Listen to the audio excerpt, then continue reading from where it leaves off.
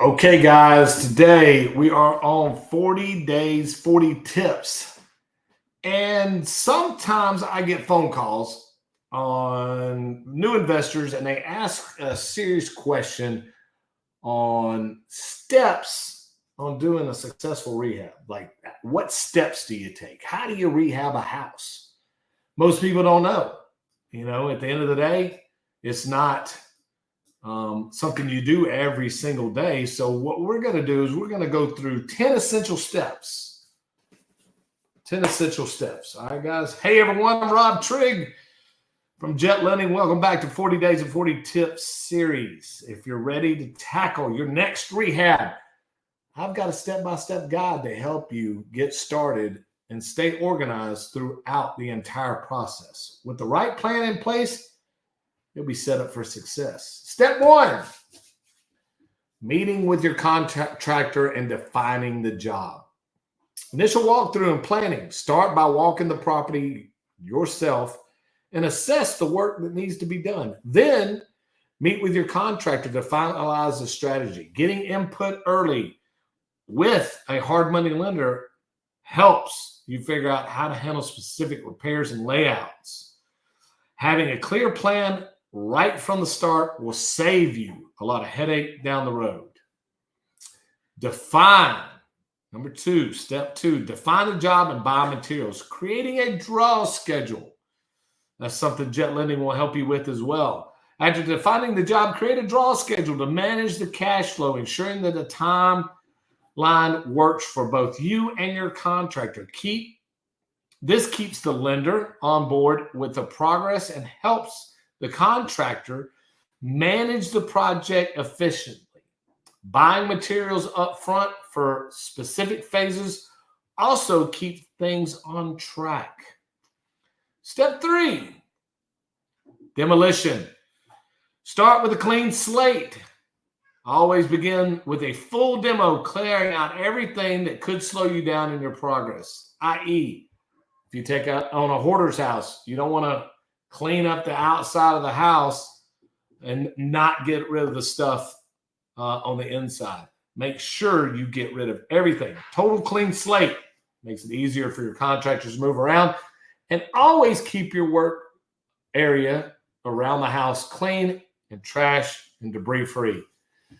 Always begin with a full demo. Clear out everything that could slow down your progress. A clean slate means fewer issues later on. It's easier to work without debris in the way. Trust me, it'll make the rest of the process smoother. Step four, roof, windows, and siding. Start with the outside. Also foundation. That's a good one.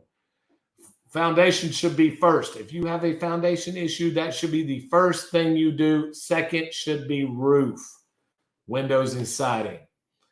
Focus on the exterior first. Get the roof, windows, siding done right away to protect the interior and to prevent water damage. You want to seal up the outside before you work on the inside. All right? Remember, if you have a foundation issue, it comes first. First thing you do. Plus, updating exterior early on attracts attention from potential buyers or neighbors, which could generate interest for your project. I always tell every one of my investors this, and if you're hearing this for the first time, soon as you get that outside cleaned up, as soon as you really purchase that property, put a for sale sign in the front yard. Put a for sale sign in the front yard is the first thing you should do. Because at the end of the day, if a for sale sign's in the front of it and somebody might just want to buy that house and didn't even know it was for sale, you may be able to put some money in your back pocket and not even do a darn thing. Step five, plumbing and HVAC.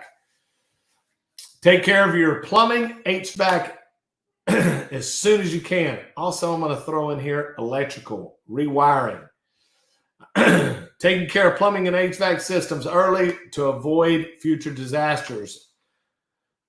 We've learned from experience waiting too long can result in burst pipes, HVAC issues after drywall is finished, which just adds time and money to your project. Guys, plumbing, electrical, HVAC, do it first thing when you go into the property.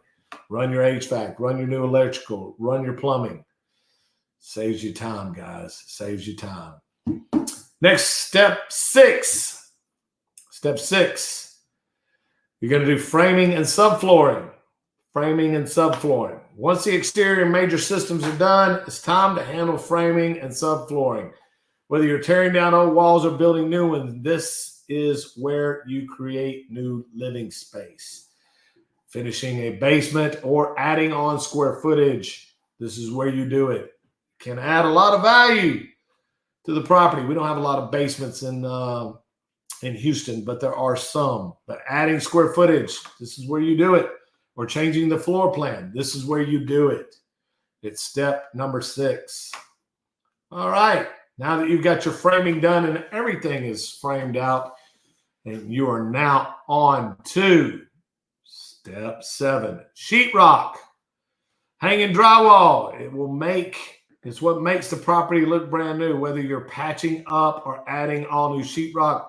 This step is key to giving interior a fresh new look.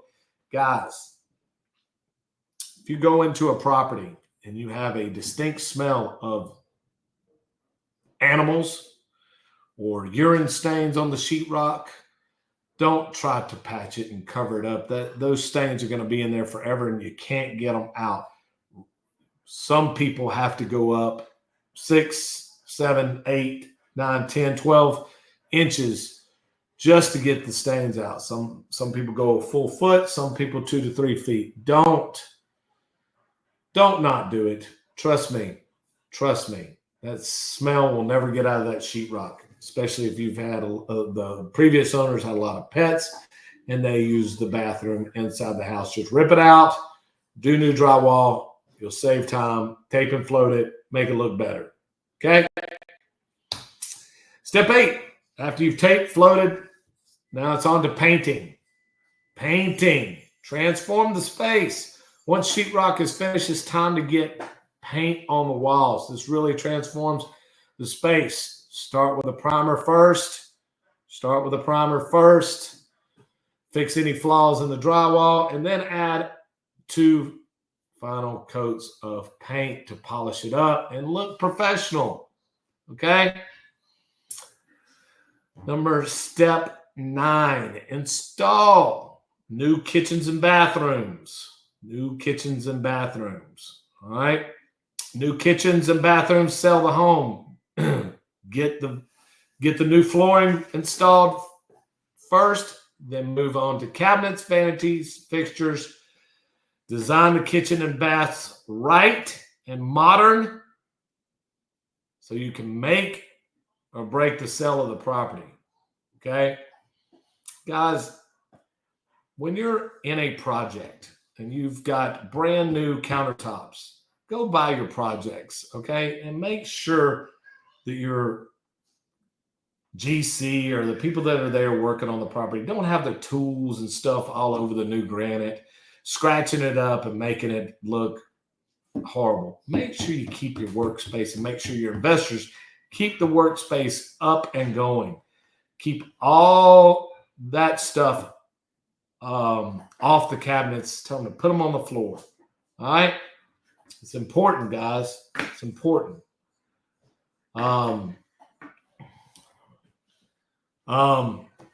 Step 10. Well, let me go back to step 9. Making sure the kitchens and bathrooms, make sure it's modern feel. Look at your comps. Do comparables. Make sure that you're doing the right design plan for that neighborhood and as modern as possible. I repeat, do not over rehab the property for the comps. Again, don't fall in love with your project. Do what you need to do to make you the money that you need to make on the project, but don't overdo it. Wrap up the details. This is your punch-out list. Step 10. Once major work is done, it's time to do the punch-out phase.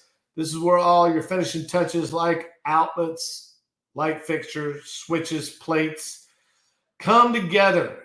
It might seem like the smallest part of the project, but these details make the difference between a good rehab and an excellent one. Make sure you pay attention to the details. All right. This is where good investors make bank. Make bank. Pam, I see you. Let's talk. Give me a call tomorrow, 903-806-4400. Pam, I see you. Thank you for the comment. Pro tip and conclusion. Guys, work with trusted contractors like Cost Plus and our no-draw loan.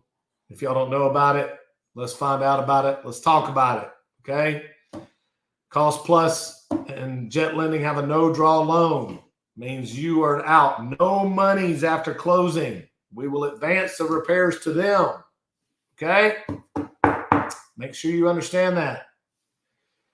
Working with a trusted contractor who knows the flow of the project makes all the difference. A good contractor not only will follow your lead, but will also suggest ways to save time and money. Okay? Get a good relationship with your contractors, guys. And for the love of everything, make sure, this is another pro tip, make sure that you don't put in the floors before painting, okay? Floors should be the last thing to go in, all right? One of the last things. Remember that. You do the painting, then you do the floors, okay? I have been in some projects where it hasn't been painted. They have to go and tape everything up, and then they come back in and paint, and it gets all over the floor, and it's a mess to clean up, all right? So anyways, guys, that's about all the time we got today. For more real estate investing tips and rehab strategies, reach out to me, Rob Turig at Jet Lending. Let's make sure your next rehab project goes smooth and successful. Guys, 903-806-4400. I hope to talk to you soon. Let's get your next project rolling. Rob Trigg with Jet Lending out here.